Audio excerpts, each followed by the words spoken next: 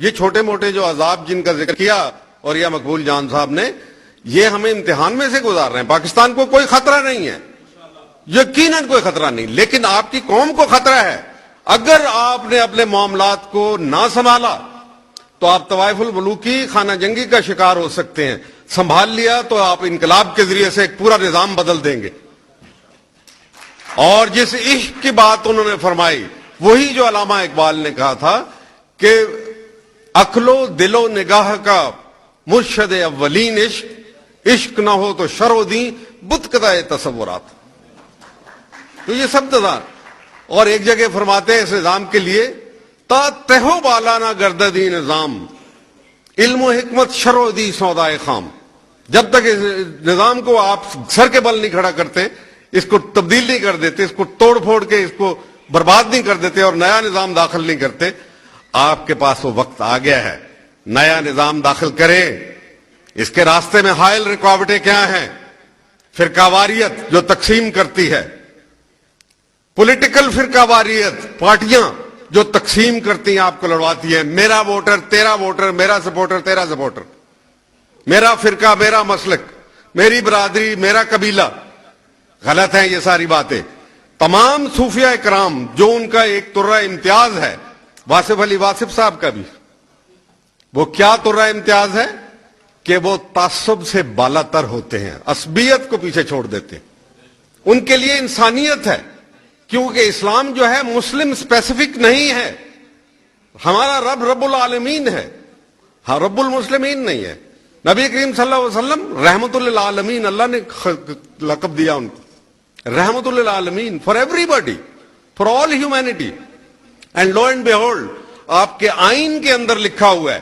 آپ پڑھیے قرارداد مقاصد، کتنا خوبصورت ڈاکومنٹ ہے جس کو ہم نے بالکل اگنور کیا ہوا ہے.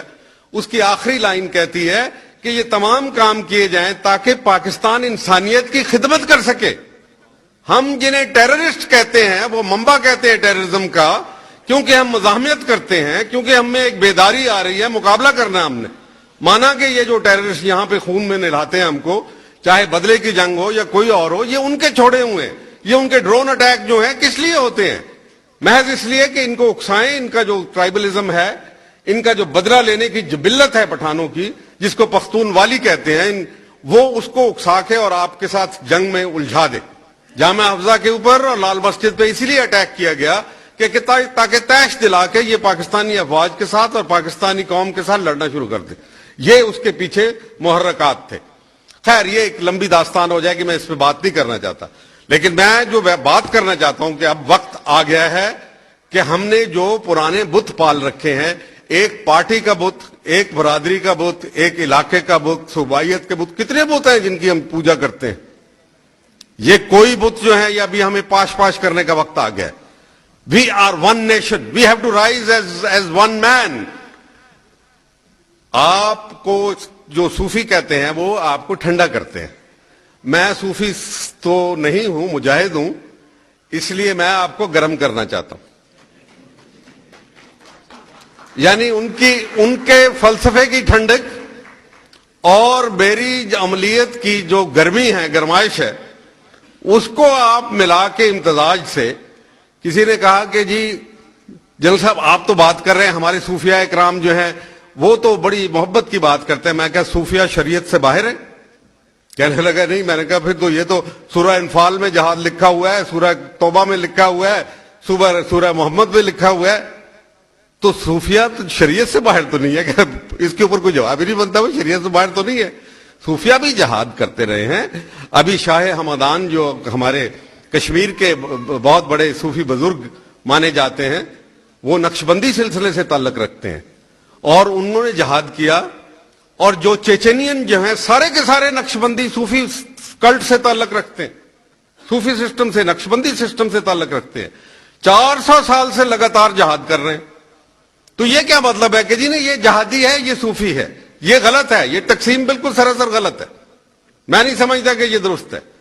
ایک وقت آتا ہے کہ جب صوفی جو ہے وہ دعوت دیتا ہے، ایک دوسرا وقت آتا ہے جب صوفی جہاد کرتا ہے کہ نکل کر خانقاہوں سے ادا کر رسم شبیری، کہ فقر خان کا ہی ہے فقط تندو ہو دلگیری. نکلو ابھی رسم شبیری ادا کرو، باہر نکلو. فیصلہ کرو اس کا. You have to rise in rage and in anger as one man. Rise in rage. آپ کو غصہ کیوں نہیں آتا؟ بالخصوص میرے نوجوانوں کو کیوں غصہ نہیں آتا؟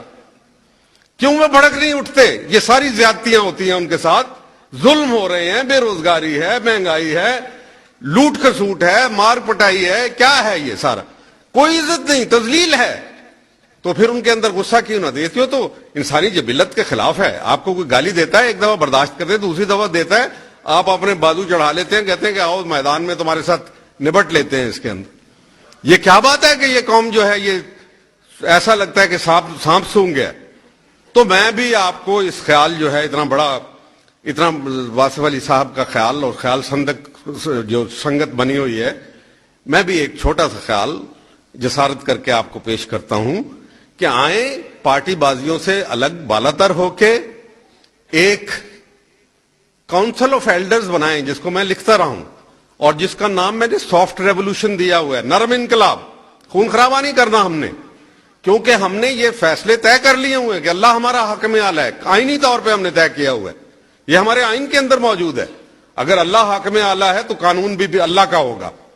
اور قائد اعظم نے اس کے اوپر بہت خوبصورت بات کی تھی عثمانیہ یونیورسٹی میں 1941 میں، اور بڑے میرے پاس آتھینٹک ریفرنس ہے اس کا، انقلاب لاہور مارچ 1941، کہ پوچھا قائد اسلامی ریاست کیا ہوتی ہے؟ تو قائد نے کہا کہ اسلامی ریاست کا ترہ امتیاز ہے کہ وہاں پہ احکامات خداوندی کا نفاذ ہوتا ہے، نہ کوئی ڈکٹیٹر، نہ کوئی بادشاہ، اور نہ ہی کوئی پارلیمنٹ اس بات کی مجاز ہے کہ اس سے بالا تر کوئی قانون بنا لے. یعنی قانون اللہ کا ہوگا. آؤ پھر اپنے آئین کی طرف آؤ، پھر تخلیق پاکستان کے اصلی جوہر کی طرف آؤ، پھر پاکستان کے جو آرزو ہے پاکستانیوں کی. اور nobody is wiser than the victim. Pakistani victimised ہیں، زخم خوردہ ہے پوری قوم. اب اس کو سبق دینے کی ضرورت نہیں ہے. آئیں اب اٹھیں، ایک کاؤنسل آف ایلڈرز بنائیں. کاؤنسل آف ایلڈرز کے لیے میں کوشش کر رہا ہوں کہ کچھ ایسے بزرگ جن کا اقتدار کے ساتھ وہ کہہ دیں کہ لعنت بھیجتے ہیں ہم اقتدار کے اوپر، لیکن اقتدار والوں کو غلط کام بھی نہیں کرنے دیں گے، ان کو درست کریں گے.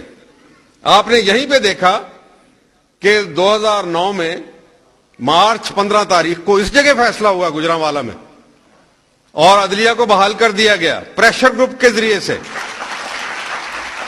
بڑی بدقسمتی ہوئی کہ یہ کارواں جو ہے اسلام آباد نہیں پہنچ سکا، ورنہ اگر 2 دن اور ٹک جاتے یہ فیصلہ ہو گیا تھا، یہ نظام چلا گیا تھا. اس قوم کے ساتھ بڑی واردات اس دن ہو گئی 15 تاریخ کو، کہ محض اس تک چھوڑ دیا کہ جی عدلیہ بحال کر دیں گے، ہم ججز کو بٹھا دیں گے. اب ججز کا کوئی حکم ہی نہیں مان رہا، چلو قصہ پاک ہوا. تو اس کا کوئی فائدہ نہیں ہوا. میں وہاں بیٹھا ہوا تھا اسلام آباد میں، تمام جو مغربی سفارتکار تھے وہ اپنے کیپٹلز کو لکھ رہے تھے، وائرز بھیج رہے تھے کہ پاکستان میں اسلامی انقلاب آ گیا. چند دن کی بات ہے، اور نرم انقلاب تھا، کسی نے کوئی پتا بھی نہیں توڑا، کسی نے کوئی گملہ نہیں توڑا. جا رہے تھے، اپنی ڈیمانڈ کر رہے تھے. اب وہ ادھورا رہ گیا، اب اس کو آگے بڑھانا ہے. اور اس کے لیے کاؤنسل آف ایلڈر جو ہے بیٹھے، ایجنڈا طے کرے، رہنما کاؤنسل. اس کا عنوان میں نے ایک مضمون بھی لکھا تھا کہ رہنما نہیں تو کیا رہنمائی کا فریضہ بھی کوئی انجام نہ دے. رہنما کا کب تک انتظار کرتے کہ جی یہاں پہ لیڈر کوئی نہیں ہے، ملا نہیں، افق کے اوپر کوئی لیڈر نظر نہیں آ رہا. تو جب کوئی لیڈر نہیں ہوتا تو گلدستہ لیڈرشپ بنائیں، کلیکٹو لیڈرشپ، بکے آف لیڈر، پھول جمع کریں جو جن لوگوں میں، اور وہ بزرگ ہوں، تجربہ کار ہوں، کہے بھائی ہمارا کوئی تعلق نہیں اس کے ساتھ، لیکن ہم پاکستان کو ایسے بھی نہیں ڈوبنے دیں گے. ہم رات کی تاریکی میں اس طریقے سے نہیں جائیں گے جیسے آپ سمجھتے ہیں، خاموشی سے، بغیر کوئی بات کیے، بغیر جدوجہد کیے ہوئے. نہیں، we will kick against the fading light, we will fight the fading light. اس کا مقابلہ کریں گے، اس کو چیلنج کریں گے. اور لائٹ فیڈ نہیں کر رہی. الحمدللہ میں پہلے بھی بیان کر چکا ہوں کہ تو سورج طلوع میں پروان چڑھی کرسچن ورلڈ میں. آپ کو معلوم ہے کہ بائبل بک آف لا نہیں ہے، قانون کی کتاب نہیں ہے، جبکہ قرآن قانون کی کتاب ہے. اسی لیے مغربی جمہوریتیں جو ہیں ان کا جھکاؤ سیکولرزم کی طرف ہوتا ہے، کیونکہ ان کے پاس تو ہے ہی نہیں، نظام ہی نہیں بائبل کے اندر. نظام تو قرآن میں دیا ہوا ہے. اور انشاءاللہ جب آپ اس کو بروئے کار لائیں گے تو تمام دنیا چونک جائے گی کہ پاکستان کیسے اپنے مسائل کے اوپر حاوی ہو گیا. میں آپ کا بہت شکریہ ادا کرتا ہوں، آپ نے میری بات سنی. آپ کو اللہ توفیق دے کہ پاکستان کو چار چاند لگائیں، آگے بڑھیں اور اپنی صفوں کے اندر اتحاد پیدا کریں. دشمن کی خواہش ہے کہ وہ نفاق کی تلوار سے ہمیں کاٹے، ہم نے اس کا مقابلہ اتحاد کی ڈھال سے کرنا ہے. وآخر دعوانا ان الحمدللہ رب العالمین.